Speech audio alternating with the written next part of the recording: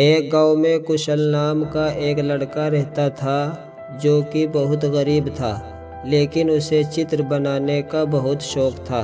वह लकड़ी की सहायता से मिट्टी पर बहुत ही सुंदर चित्र बनाता था। उसके पास पेंसिल और कागज खरीदने के लिए भी पैसे नहीं थे।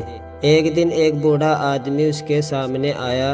उसने कुशल को एक पेंसिल दी और कहा कि तुम इस पेंसिल से केवल गरीब लोगों के लिए ही चित्र बनाना, और अगर कभी मेरी ज़रूरत पड़ी तो तुम इस पेंसिल की सहायता से ही मुझे बुला सकते हो। यह कहकर वह बूढ़ा आदमी गायब हो गया।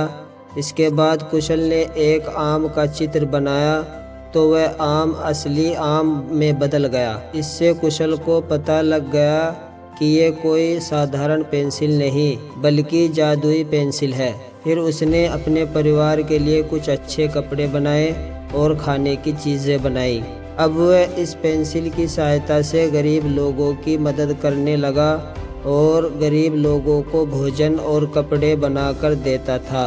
जब यह बात गांव के राजा को पता लगी तो राजा ने कुशल को बुलाया और उसने कुशल को अपने बगीचे के लिए सोने का पेड़ बनाने के लिए कहा। लेकिन कुशल ने ऐसा करने से मना कर दिया और कहा कि मैं इसका प्रयोग केवल गरीब लोगों के लिए करता हूँ।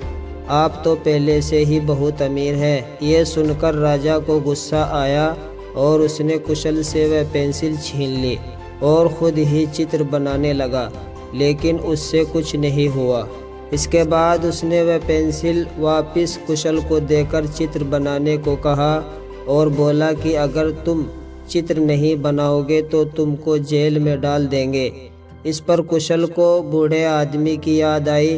उसने बूढ़े आदमी का चित्र बनाया जिससे बूढ़ा आदमी प्रकट हो गया।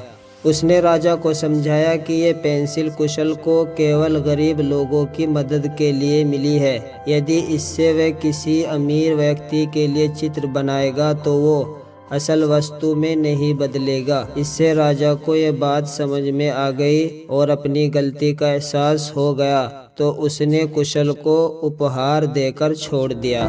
वीडियो अच्छी लगी तो वीडियो को लाइक और हमारे चैनल को सब्सक्राइब ज़रूर कर लें।